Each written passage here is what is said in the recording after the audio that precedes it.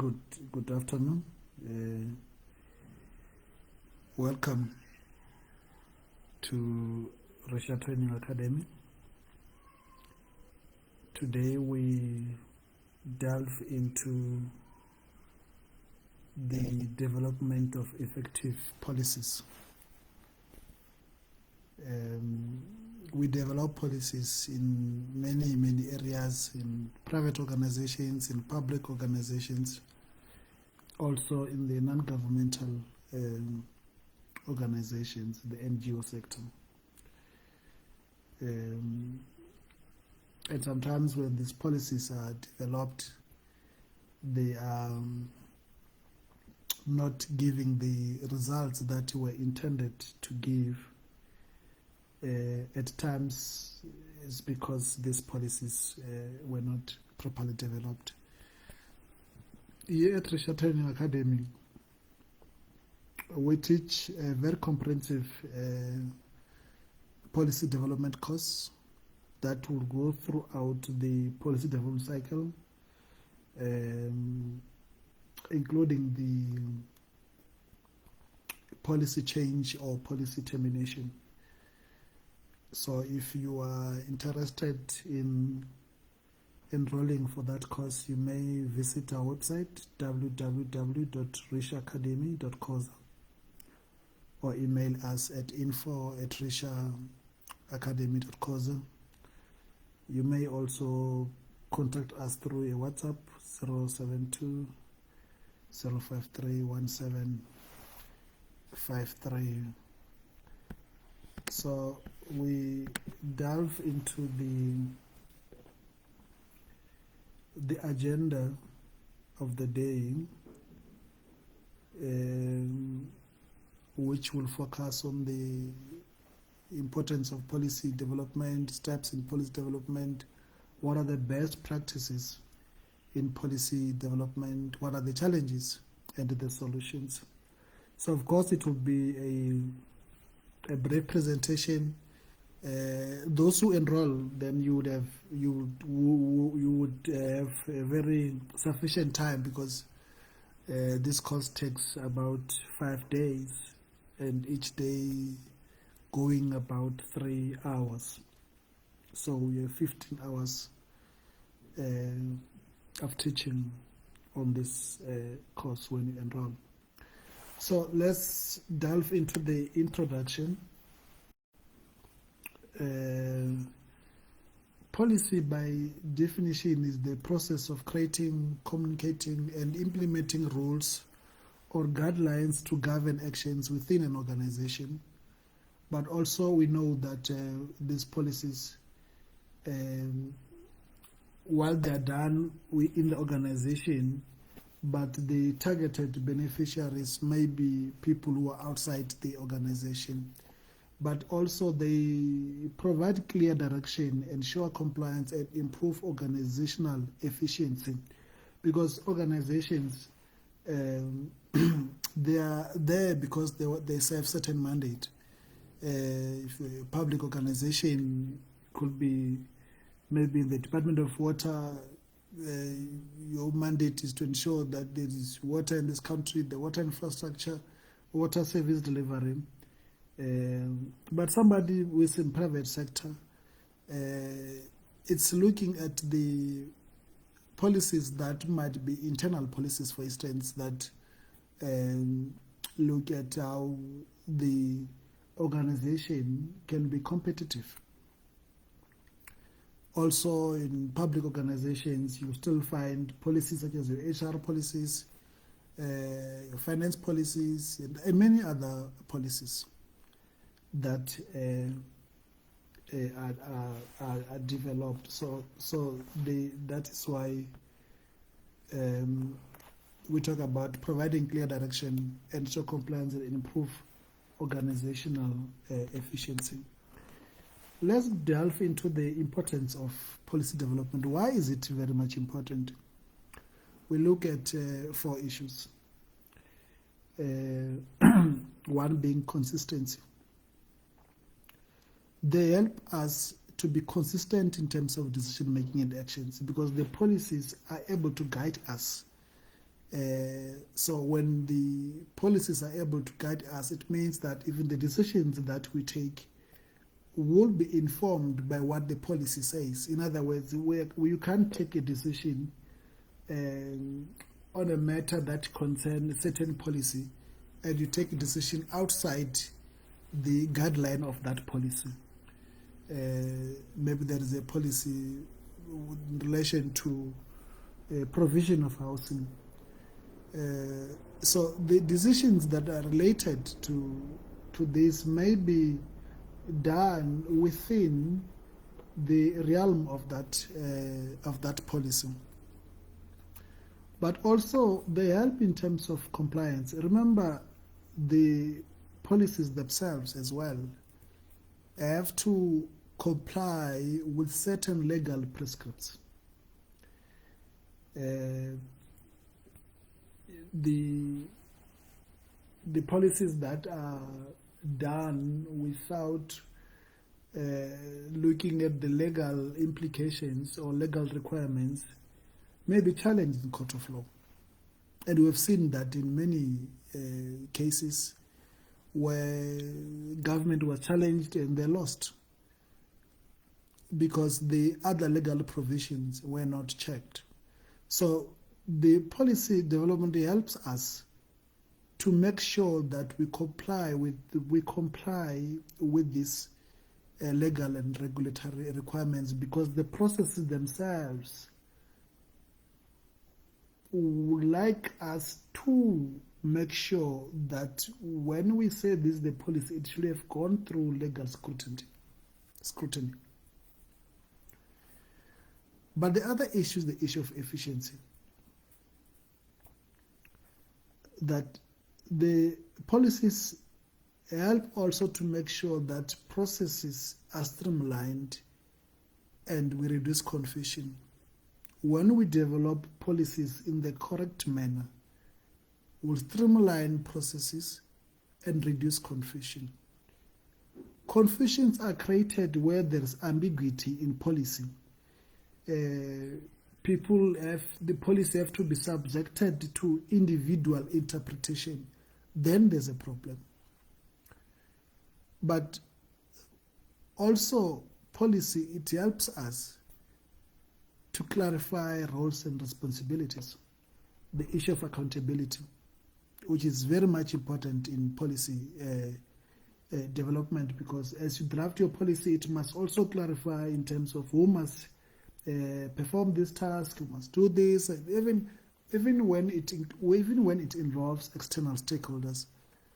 You find that when you are doing your implementation plan and you are saying this is what the policy had said, who must then implement this, and maybe that what is to be implemented must be implemented by somebody outside the organization, but it's an important stakeholder who can do this, because as organizations we are integrated in somewhat with other organizations in terms of delivery of our mandate or services. So the Department of Housing, when it builds its houses, it will need a municipality to ensure that there is water, electricity, there is sanitation. It may say to the Department of Education, can we build a school here? So you have all those issues. So policy will be able to clarify the roles and responsibilities of each stakeholder. Let's delve into the stages of policy development.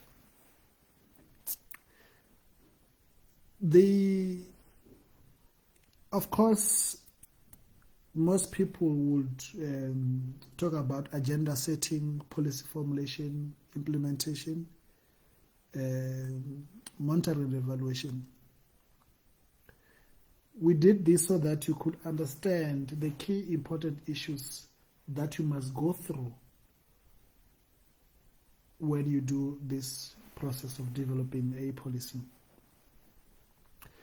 The first is need identification. In other words, policies must be developed because there is a need, or they're developed to address a certain problem. Policies are not developed just because somebody wakes up this morning and says, I want this policy. and there's no reason why. So we develop policies because there's a need or there's a problem. Let's say in the organization you've realized that you have a problem. It could be how employees behave at workplace, the issues around discipline, all those issues. Organization can decide to develop a policy because they've realized a problem, and that policy is meant to address that. That is why we talk about need identification or problem identification. There is some years back, there was an issue about land without compensation, and it became a very big issue at the time. And Parliament went through consultative processes with different structures. Of course, that matter, we know it failed in Parliament. It didn't get majority.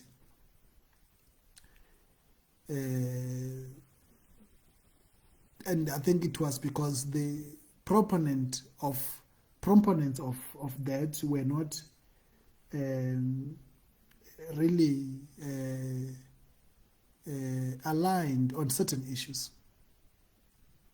So that then created a problem. But that process was necessitated because of the problem that was identified. People were saying the issue of land, whether particular people in Gauteng maybe may not have land for housing, some maybe need land for commercial purpose, all those issues that were raised. So that necessitated that, and many policies that were formed. But we know that one, they wanted to amend the constitution, which it didn't work. But government, private organizations realize there's a potential for this or there's a problem for this, then they go and amend policies. I mean, now the president has just cited the national health insurance, because the ANC had said many years ago that we need to have national health insurance. And some stakeholders in the country as well agreed to that. Consultation took place, and majority of people then felt that we need that. We need that. Whether that's a right policy or not, that's another debate. But it is because there was a need that was identified, and that is why you see these policies. Let's go into the second, which is the research. So when you then identify a problem and you want to address it, we've passed that. We need to begin to research now. What is this problem in reality? With a problem, for instance, of teenage pregnancies in schools. Department of Education is concerned about the dropout of these kids because it reflects on the national results. So if this persists, we may have a problem. That means these kids now drop out, won't have a good future, all those kind of things. But the burden as well at schools in terms of the teachers, that they must be looking after this student who is 8 months pregnant, for instance. Education can say, maybe let's have a policy in schools that deal with that. Maybe I'm sure the schools might have those kind of policies. I don't know. So, but we must start to research. Where is this issue practiced anyway? In the country, in the world? Is there anyone who has done this before? Can it be done? What does the literature say? So you start to research so that you get to understand that.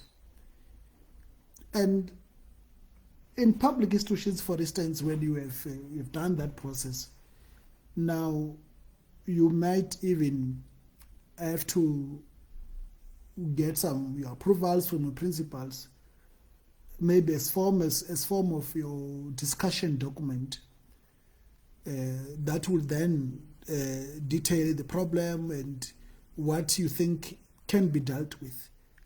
So if you look, need identification is the agenda setting stage, but when you go to research, we are starting the policy formulation stage.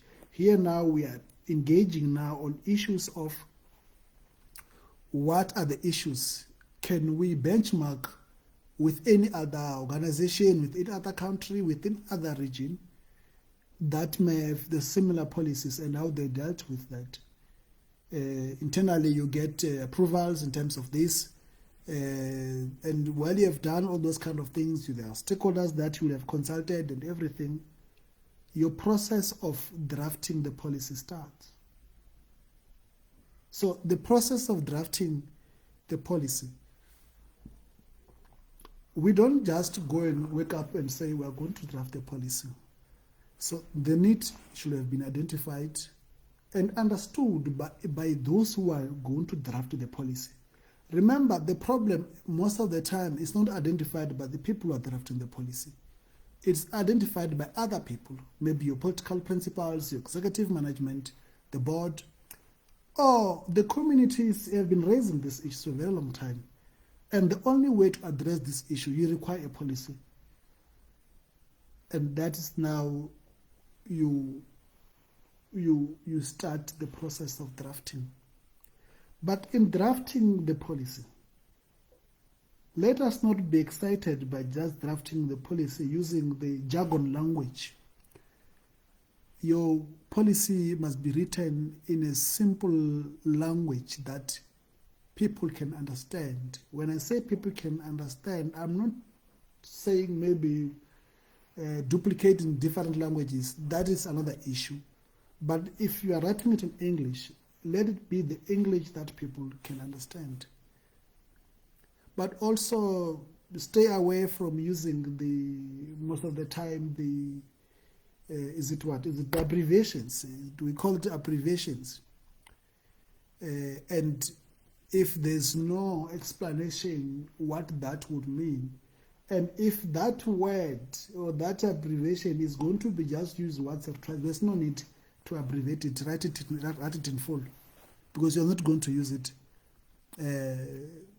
It's not going to appear many times on your document. But also make sure that your document has a table of content. There's a proper structure. When you attend our classes, you'll get to know a proper structure so that serves as a guideline when you develop your policies. Now you've drafted your policies. You take your policies, because remember, depending on what policy you are doing, let me just give example of the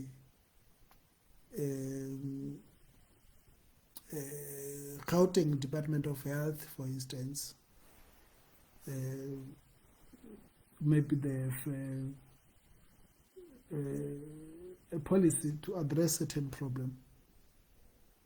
They may need to engage, to consult with other stakeholders outside Gauteng Health, because these stakeholders, they are directly affected by the policies. It can be beneficiaries or the role players, but some of these role players are the people that will assist you to implement the policy, because you may find that the mandate to do this falls under this department, but the implementation may require multi-stakeholder kind of collaboration so that the policy can be successful.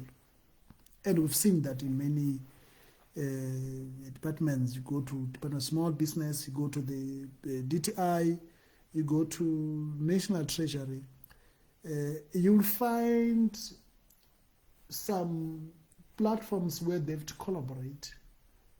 This policy can be housed at the Department of Trade and Industry, but other things may require concurrence from National Treasury, for instance. So that is why it's very much important. And when you are busy with this stage of drafting, look at legal and ethical issues. is your policy not contravening another law? You need to look at that. But what about the issue of ethical? Because as you are busy consulting people with getting information, are you getting your information in the correct manner? That's the question of ethical.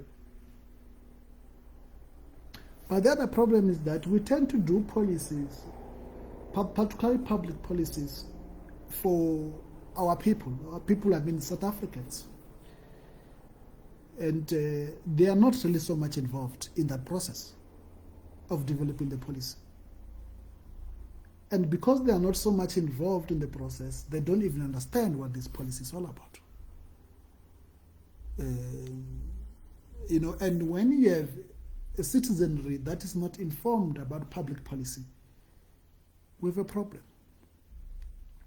So it's important that the legal and ethical considerations, when you are busy at this stage, from research, drafting, we are still in policy formulation stage. You need to ensure that you consider those ethical and legal considerations. I mean, also with consultation as well. When consulting, remember you are going to the different areas, some it's villages, it's townships, and sometimes you are going to very remote areas where you see high level of poverty. And these people, when they see you coming to conduct some research or to consult, they have high hopes that what government is doing, or what this institution is doing, would give us results, would change things. But because we don't do this policy the right way, that expectation of these people is dashed. Because it is through policy that we can change people's lives. Policies create programs, programs create projects. So we need to make sure that we do this policy formulation. It's a very critical stage. Once you have done with that, now there's approval. It is still part of policy formulation.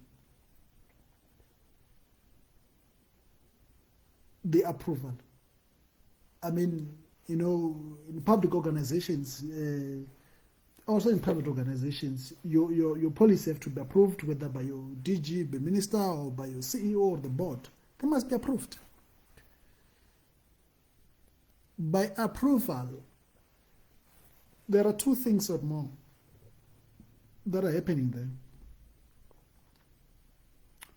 Now authority is given to the implementers to implement, but also the leadership or the management is giving you support, because there is nothing that is troubling than to be having this policy that is not supported by the leadership of the organization. So in this case, your management is now putting a stamp to say you can go and implement this. Now your policy has been approved, it's time to implement. But this time your policy, when it's approved, it has the implementation plan already. The implementation plan is saying we want to do this, and for us to do this, we would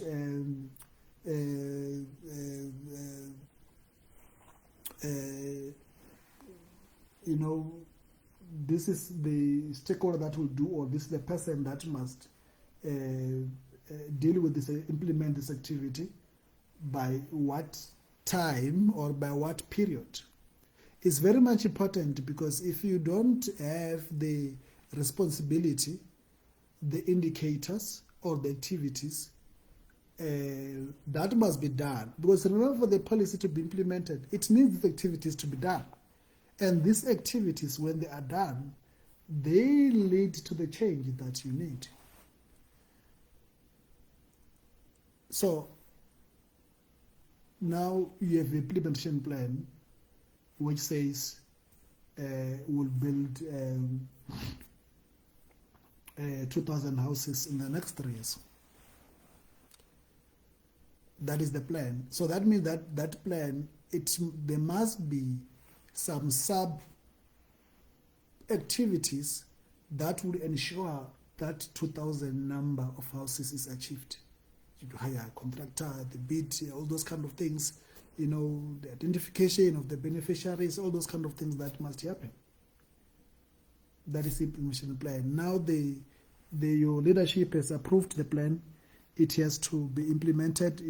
When you are implementing, you are also monitoring. Remember, monitoring, you are tracking. You have the implementation plan that says by 2024 June, I must have this. So as I'm implementing, you are looking at this implementation plan. I'm left with 1 month to June. Where am I with regard to this? Am I on track or not? So that you can make interventions when there's a need for intervention. And this is the time where you may even want to establish a policy coordination and implementation committee if you want it. You bring all the stakeholders, maybe on quarterly basis or biannually. You meet to assess the progress of the policy implementation. It's a choice. You can have this committee, because if you are working with different stakeholders, this committee is going to help you. This stakeholder will be telling you, no, with this we are in progress, maybe we are delayed because of this and this. But one of the very much important issues at this stage of implementation that must be addressed is the issue of resources and capacity. If the people who must implement the policy are not capacitated, you can just drink water and relax. Nothing will move. If this policy is not resourced in terms of money, in terms of equipment, in terms of maybe technology, if it requires technology, you can just drink your water and relax. Shelf that policy. It's not going anywhere. Because you need processes, you need money, you need people. 3 things to implement the policy. At least with the implementation plan, somehow the process can be dealt with. With the monitoring and the evaluation plan, that you have it, the money, if you don't have it, because if you're going to build 2,000 houses and there's no money to do that, I mean, what kind of thinking is that? And if the people that are going to implement this policy are not trained to do it, to implement these things, you have a problem. So in the implementation, the issue of processes, the issue of money, the issue of people is very much important. Let's go to review. Here, this is where now the policy has to be evaluated, whether it is working or not. There are three issues that we must look at when we do evaluation. We spoke about it last night. The issue of effectiveness, the issue of efficiency, the issue of sustainability. Here at Richard Training Academy, we teach results-based monitoring and evaluation. Even when we do evaluation of our policy, we're focusing on results-based. We're focusing on the change that we desire to see. So we are not worried about the activities, because actually activities don't bring change. So they may lead, when they combined with other activities, to the change. But activity on its own, if you focus on it, you might misdirect yourself. So now this is the stage where you evaluate. But remember, in policy evaluation does not necessarily have to happen at the end. It must happen throughout the life cycle. When you are doing research, you come with some policy proposals, and that policy, you go through them. That's a process of evaluation. You are evaluating whether this will work, this or not. That's why I say policy evaluation has to go throughout policy cycle.